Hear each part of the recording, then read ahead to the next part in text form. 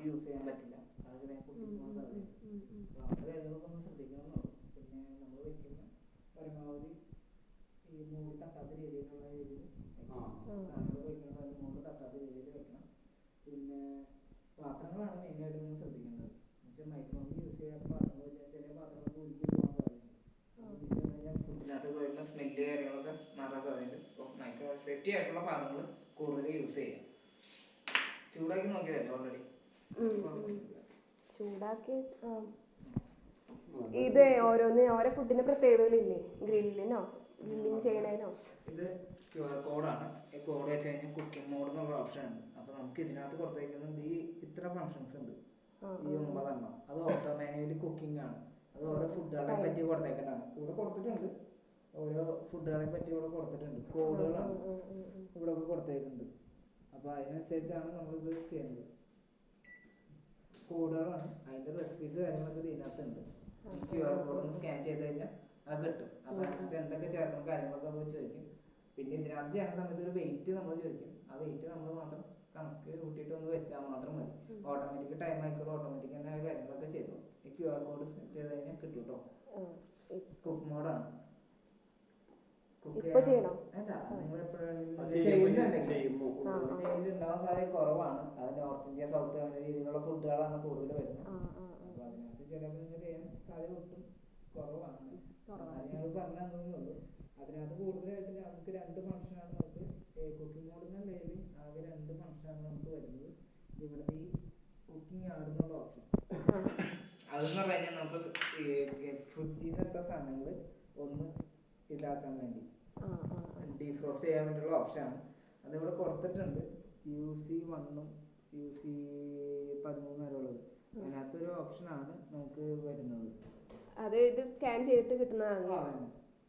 അതിനകത്ത് കിടപ്പുണ്ട്.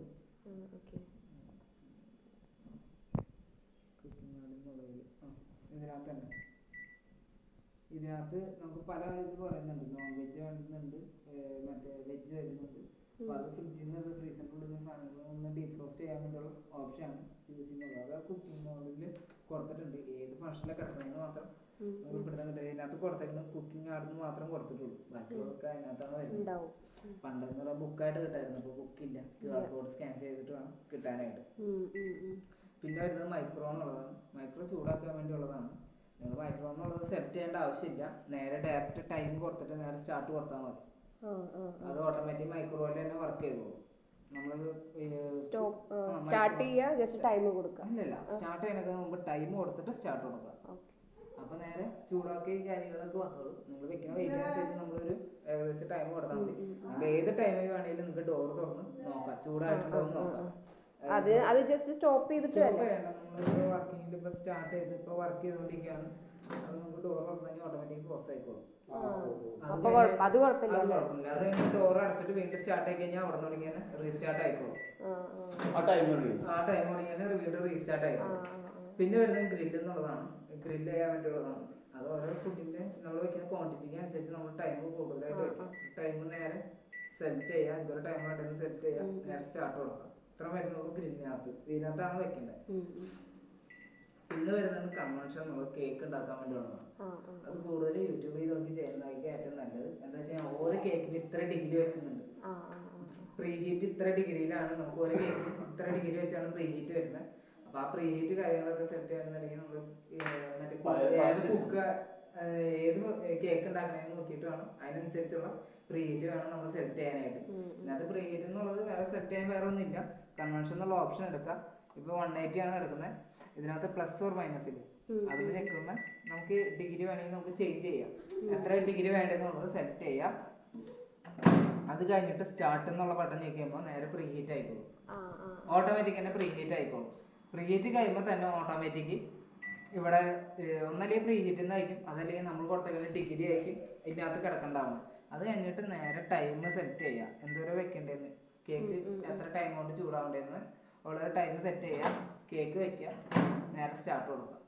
ഇത്രയും വരുന്നുള്ളൂ നമുക്ക് നോർമലായിട്ട് കേക്ക് ഉണ്ടാക്കാനായിട്ട്. ആ സമയത്ത് കറണ്ടോ അങ്ങനെ എന്തെങ്കിലും പോവാണെങ്കിൽ വേറെ പ്ലാൻ നിങ്ങളൊന്ന് ചെയ്യണം എന്നുള്ളൂ. കറണ്ട് പോയാൽ അത് ഇത് പ്രോഗ്രാമും പോയി. പിന്നെ വീണ്ടും നിങ്ങൾ അതെല്ലാം ക്ലോസ് ആയില്ല അപ്പൊ അപ്പൊ എല്ലാം പോയി. അത് വീണ്ടും വീണ്ടും restart ചെയ്യണം. അത് ചെയ്യണ സമയത്ത് ആ കേക്ക് മൊത്തമായിട്ട് പോയെന്നും വരാം. അപ്പൊ ആ ടൈമിൽ വേറെ എന്തെങ്കിലും ഓപ്ഷൻ നിങ്ങൾ നോക്കണം എന്നുള്ളൂ. എന്ന് വെച്ച് കഴിഞ്ഞാൽ ഇതിന്റെ ഫുൾ പ്രോഗ്രാം പോയി കഴിഞ്ഞാൽ പിന്നെ നമുക്ക് ഒന്നും ചെയ്യാൻ പറ്റില്ല. ആ കേക്ക് ആയി ചീത്തയായി പോകുള്ളൂ. അപ്പൊ ആ സമയത്ത് വേറെ എന്തെങ്കിലും അഡീഷണൽ ആയിട്ട് നിങ്ങൾ ചെയ്യാനുള്ളത് വെക്കണം എന്നുള്ളൂ. കറണ്ട് പോയി കഴിഞ്ഞാൽ അപ്പൊ തന്നെ വരുന്നൊന്നുമില്ലല്ലോ. അത്ര ആ സാധനങ്ങൾ വെച്ച് കഴിഞ്ഞാൽ മൊത്തമായിട്ട് പോകും. അതാണ് ഈ കേക്ക് ഉണ്ടാക്കാനുള്ളത്. പിന്നെ വരുന്നത് കോമ്പി എന്നുള്ളതാണ്. അത് കൂടുതൽ ഹോട്ടൽ ഫീൽഡുകളാണ് യൂസിങ് വരുന്നത്. നമുക്ക് ഇവിടെ അധികം യൂസിങ് വരുന്നില്ല. ഒരേ ടൈമിൽ 2 ഫംഗ്ഷനൊക്കെ വെച്ച് ചെയ്യാൻ വേണ്ടിയുള്ളതാണ്. അത് കറക്റ്റായിട്ട് ചെയ്തില്ലെങ്കിൽ ഒരു ഫുഡ് നന്നായി വരും, ഒരു ഫുഡ് മൊത്തമായിട്ട് പോയി വരും. അത് ഞങ്ങൾ കൂടുതലായിട്ട് ഞങ്ങൾ ചെയ്യുന്നില്ല. ഈ 3 ഫംഗ്ഷനാണ് നമ്മൾ നോർമലായിട്ട് യൂസിങ് വരുന്ന വീടുകളിൽ. പിന്നെ വരുന്നത് ഇതാണ്. ഇത് നിങ്ങൾ നോക്കിയിട്ട് നമുക്ക് ചെയ്യാൻ പറ്റാതെ ഒരു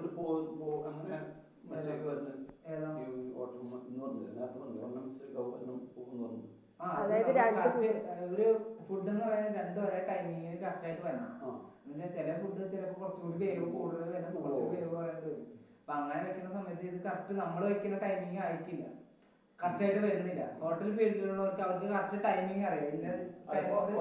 മറ്റേ ഈ ടൈം ടൈം കൂട്ടിയിട്ട് ചെയ്യുന്ന സമയത്ത് മറ്റേ ഫുഡും ചെയ്തായിരുന്നു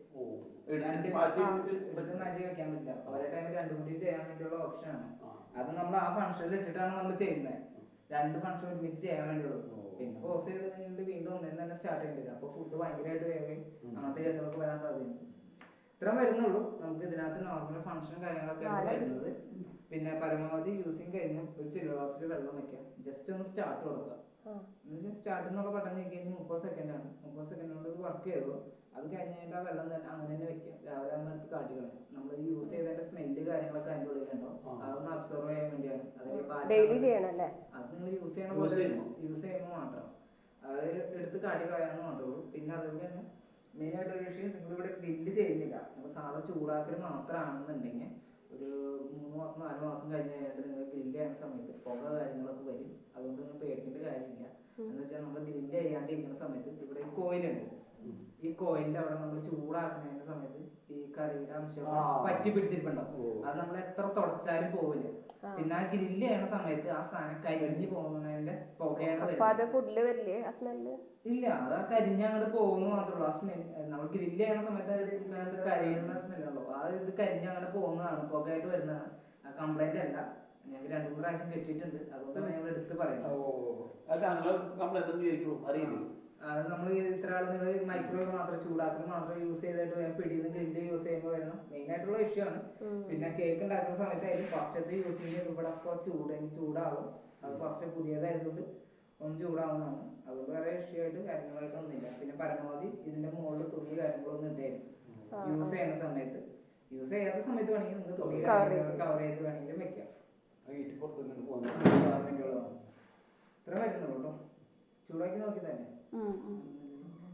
പിന്നെ പരമാവധി യൂസിങ് കഴിഞ്ഞാൽ പ്ലഗിൽ നിന്ന് ഊരിയിടാം. കാര്യങ്ങളൊക്കെ മെയിനായിട്ട് ശ്രദ്ധിച്ചാൽ മതി. ശരി.